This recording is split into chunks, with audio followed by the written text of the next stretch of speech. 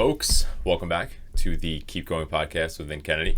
I'm your host, Vin Kennedy. Today, just going to kind of run through, I'm wrapping up 75 Hard in 10 days, and I'm just going to kind of run through my experience with 75 Hard as a whole, the ups, the downs, and my main takeaways from it. First, I'll kind of get into what 75 Hard is, and it is a mental toughness challenge that consists of a couple rules, one being read 10 pages of an entrepreneurial nonfiction book every day, a progress picture every day, 2 workouts every day, 45 minutes each. One has to be outside. No cheat meals, no alcohol. You basically have to follow a diet that you create and or one that already exists, and you have to just stick to it. That's basically the premise. It's 75 days long. If you mess any of those things up, you have to restart from day one. There's different phases to this challenge after you complete the first initial 75 days, which is something I'm going to get into eventually as well. 10 days left, a lot of good takeaways, some things that obviously need to be sacrificed. I don't even think there's necessarily bad things with the challenge. I think it's just the sacrifice of the challenge. So, example, obviously we just had a holiday weekend and 4th of July. And with that, having barbecues and being around family and friends, you want to overindulge or enjoy yourself with cake or cookies or big sweets guy, or an alcoholic beverage or two. And on this challenge, obviously you can't do so it is a sacrifice, but it's with the end goal in mind. And it goes back to that delayed gratification. It's what you're doing it for. It's the growth along the way. It's the journey and the process of becoming a better version of yourself. And I think that's really what this whole 75 Hard program enables you to do. And it's been great for me. It really does. Just keeping those little things in check for yourself just really holds you accountable. And it creates confidence. It creates positive self-esteem. And it creates little changes. And those little changes, they do add up, and it's kind of trickles into how you live your life. And it's cool and definitely affected me in a great way. One big thing that kind of really deters people from this challenge, I would say, is the 2 workouts, 45 minutes each. A lot of people already look at working out as a chore, as a daunting task that they want to avoid at all costs or just don't want to do. Working out, when you're first getting into it, sucks. It's suffering. It's it's tough to push through it no matter what you're doing. If you're running, even walking could be unenjoyable. If you're out of shape and you're breathing heavy, you're putting stress on joints and just moving more than your body's used to. So even that sometimes can make people sore and just uncomfortable. A lot of that kind of gets portrayed in this program where it's just 2 45-minute workouts, that's excessive, that's crazy. Every single piece of 75 Hard is scalable. It could be an outdoor workout for 45 minutes, could be a walk. It doesn't have to be swimming a mile in a pool or running for 45 minutes straight at max effort. All of these things are scalable, and that's why it's such a great program, because anybody could really do it. It's just actually having the discipline to get these things done. And in a society such as ours, with everything being quick gratification, that's not what happens in this challenge. It's 75 days long, and you don't complete it unless you do every single one of these things every single day for the 75 days. And Andy Frisella, who created this program when he first put it out, said that he won't believe a lot of the people that say they did it, just because a lot of people don't have that type of discipline and accountability. Obviously, a lot of people have done it all over the place. It's not some niche thing anymore. It's pretty well known, and yeah, I think it's tough to do those things. It's tough to do those things daily, especially if it's something you're not used to, like working out. For me personally, I love that. I love that aspect of the challenge, especially the outdoors part. Of course, there's long nights or long days where you're getting it in right before you go to bed, and you don't want to do the workout, but you have to. And some of those nights are easier than others, but it's just the accountability with yourself. You made this promise to yourself. You're doing this challenge, and you're not gonna fuck up. You're gonna do what you said you're gonna do. The longest day for me was, I got stuck in an airport coming home from Aruba. The flight got delayed 3 times. They changed our terminal 3 times. I lifted in the morning before leaving Aruba. anticipating, hey, gonna be tired, I'll just go for a walk outside. And it was, I ended up getting home at midnight. I double checked Andy Frisella's post about it, and you actually have until you go to bed for that day to end. So technically I did complete the challenge. And I went for a 45-minute walk. There was again, it was nighttime, so it was like a 20-degree difference or 15-degree difference between Aruba when I woke up and was there, and then came home. So I was freezing in sweatpants and a sweatshirt on the walk, and it sucked, and I didn't want to do it, and almost tried to talk myself out of it, like a lot of us do with a lot of things. And it's easy to lean into that and be like, most people would just chalk it up like, oh, the day ended. I almost looked for an out myself. I posted on my Instagram story, I put a poll up of, does this mean I failed 75 hard? And I was, I kind of, a little part of me wanted like a nose to just rein in so I could go eat some cookies or something that night. But at the same time, it's like, it's midnight. How long can I really have like a cheat night or a cheat meal for? Like, it wouldn't have been worth it anyway. Got that done. That was probably the toughest part for me. One of the tougher parts for me personally, just because it was a long day, didn't want to do it. And again, it's just making that promise to yourself. And it's the difference of waking up that next morning feeling accomplished and feeling proud and confident and feeling like shit and feeling like you let yourself down. And luckily I didn't. A couple other ones have been, rolling my ankle, not sure how I was going to run or walk. Wasn't swimming at the time. Now I've been swimming the rest of the challenge, and kind of just decided, hey, I'll dive into the water and swim a mile today or 45 minutes straight and kind of make that my outdoor workout. And now that's kind of became more of a routine in 75 hard for me on my days off from my marathon prep. So that's awesome. But it really goes back to, it's not a matter of not having time, it's a matter of priorities. And a lot of people say they don't have a time for a lot of things, to see family, to see friends, to work out, to meal prep, to do certain things. And it comes down to priorities, because at the end of the day, and I was one of these people, you say you don't have time for certain things, and then you could go to a bar, or you can go out to eat, or you make time to go stop and grab cookies, or just make time for things that aren't moving the needle in a positive light. Not that everything needs to, but it comes down to priorities and what's actually important to you. And that's something this challenge shows you. It's obviously time consuming when it comes to getting 2 45-minute workouts in. There's no doubt about it. But it comes down to, what do you want? Who are you doing this challenge for? What are you doing this challenge for? And if you have a strong why, you'll get through it, and you'll do it. You'll do it for the right reasons. So one thing that really helped me through this challenge is consistently waking up at basically 6 o'clock almost every single day. And it just lets me get up.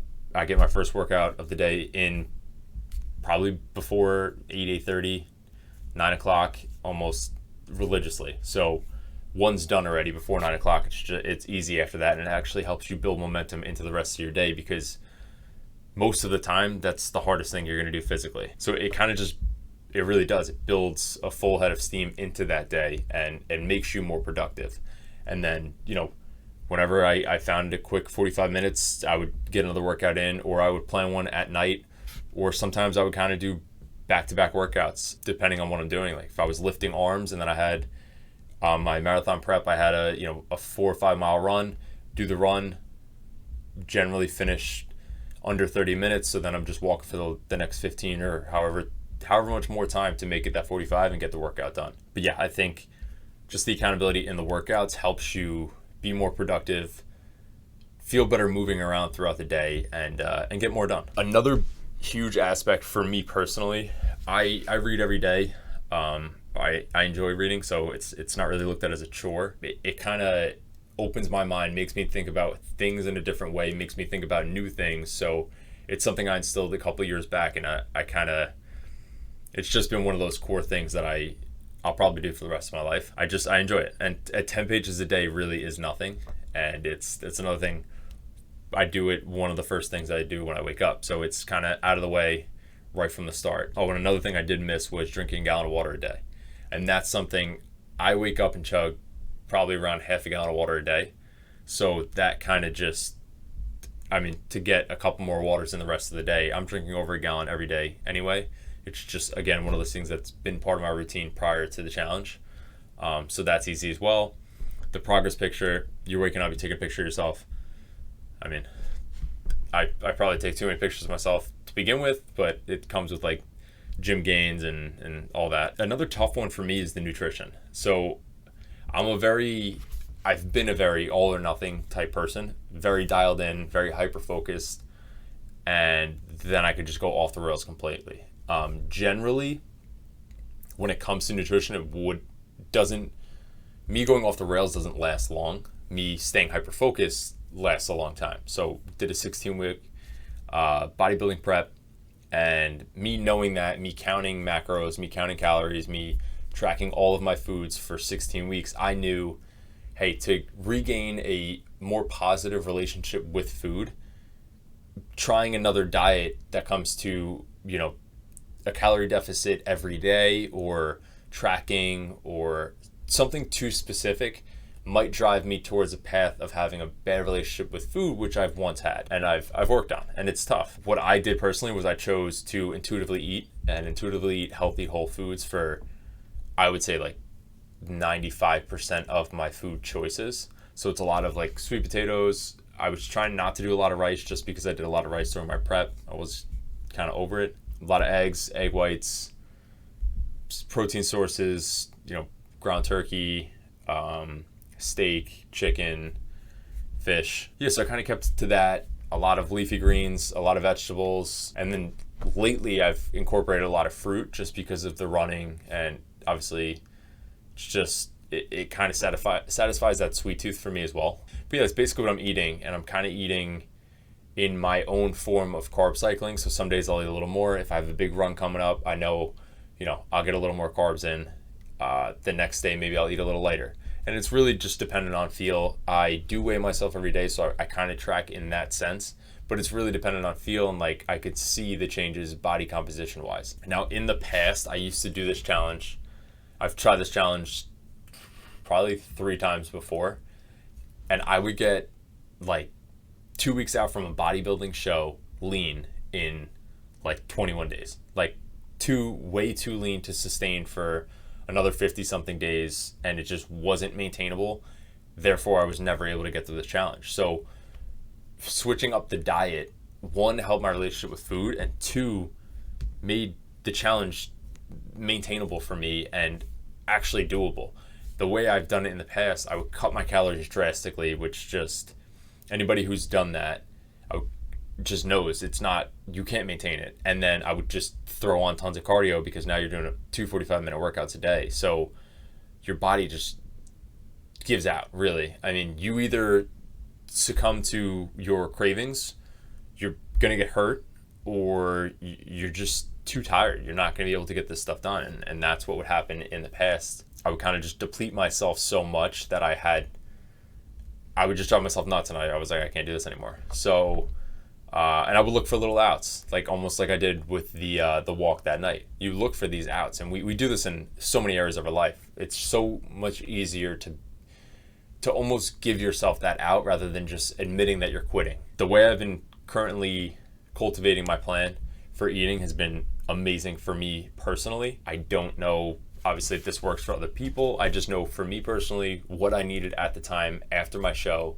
going into the 75 days. It was a really eye-opening experience to just eat healthy whole foods to the quantity that I want, while keeping in mind that, I am prepping for a marathon. Better to be a little lighter on my toes, better to lean out a little bit. So at the same time, I've been dropping weight, but just very slowly. Been luckily keeping some size, the size that I do have. And yeah, it's just kind of like carb loading, like I would say carb cycling, kind of just playing with my macros personally and making it work for me best.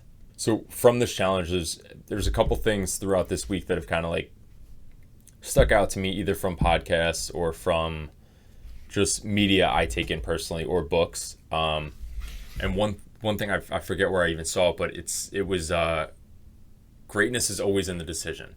And it's true, because in a decision, even a small or a large decision, obviously you weigh your options, and there's what can make you feel good in the moment, and there's what can make you feel good tomorrow. And if you prioritize what's going to make you feel good tomorrow and the delayed gratification, you're going to feel better in the long run with that decision, and you're going to make a good decision. In the past, when I failed this challenge, I've succumbed to cravings of junk food and cookies, and I've kind of made the quick gratification decision to eat the cookies and fail the challenge. And the next day, you kind of, listen, sometimes you should enjoy yourself, but if you have a goal in mind and a challenge in mind, do what you say you're going to do. And that's where you build true accountability with yourself. And kind of fighting through urges and those cravings is where growth is.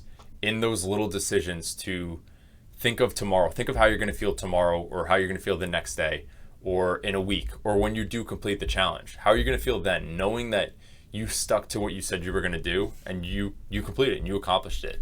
And it's all those little choices along the way that really matter. And it's greatness is always in the moment of the decision. So in that moment, you can fall to the instant gratification, or you can make the choice to look at what's going to bring me further along in the long run. And a lot of the time, it's not the quick pleasure or the quick gratification. It's kind of the discipline, and it's the choice of discipline in the moment. Something that this kind of goes back to is the house you live in is the only one you get. The body you live in, the environment around you, this is all you have. Your life is all you have. And your physical appearance doesn't matter in the form of how other people view you, but it matters in the form of how you view yourself and how you feel. And that's something that I can truly say that I feel way better when I'm leaner. I'm lighter on my feet. Even with running, I'm lighter. I feel better. My joints move smoother. I have less aches and pains. So no, does everybody need a shredded six-pack? Absolutely not. Not what I'm saying. But you want to feel good. And sometimes to feel good, you need to choose discipline, and you need to choose the harder route for the long-term goal rather than the short-term satisfaction. I know personally, when I'm working out, when I'm moving more, getting more movement in my day, reading books, taking in good information and podcasts, I feel better, I think clearer, I have better decision making, and I have better ideas and better conversation. I'm in better moods. So it's not just physical. What we eat matters, and that's a testament as well to not just being physical. What you eat could change your mood, can make you feel a certain way, and you just need to be cognizant of that. Of course, enjoy yourself, just know where to draw that line. And for everybody, it could be different, and for everybody's personal fitness goals or body image goals, or even mental cognitive goals of what they want to do, where they want to be, where they want to go, is all different. So you draw that line in the sand where you choose to. And something else I saw this week was a David Goggins quote, and it was, "You can't let doubt in the cockpit." And it's true, and I've seen it play out in my life plenty of times. And you have the goal to do something, or you make the decision to do something, and you tell yourself you're going to do it. You have to do your best to just stay focused and align on what you said you're going to do, and the pillars in place to get to that goal. Because you're going to most likely get outside hate. You're going to be talked out of things. The outside stuff can be fought against.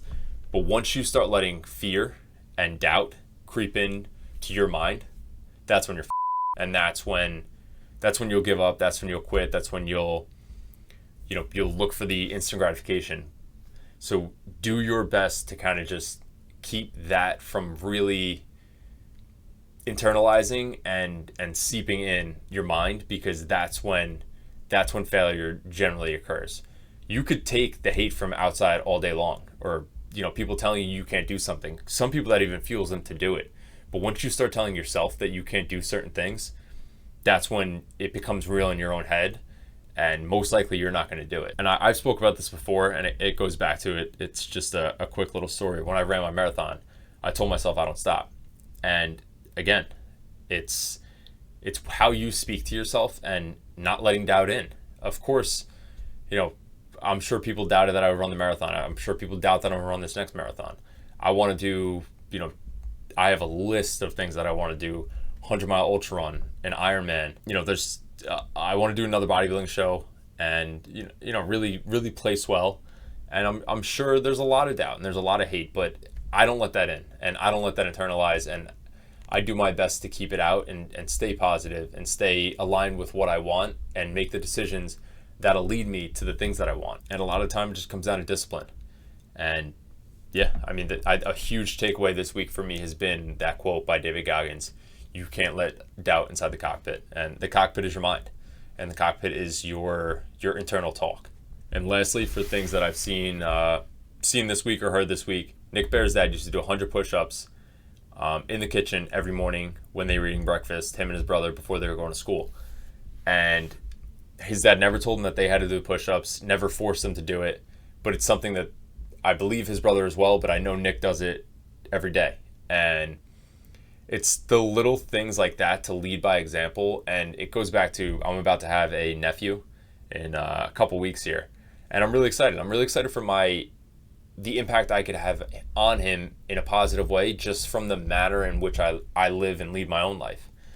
And those are the little things where, he's never going to see the version of me that used to go out every weekend, or the fat version of me.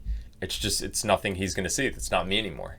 And I'm excited to see, for lack of a better term, the crazy that I do, it's kind of what I was going to get into next and how I was going to end this episode, which, again, I want to do a full Ironman. I want to do a 100-mile ultra run. I want to go pro in bodybuilding. There's just so many avenues and things I want to do, and this kid's going to be there to see them all, hopefully cheer me on, but see them all and kind of pick and choose what he likes, what he doesn't like, and it'll also just help him hopefully live his life in a better manner.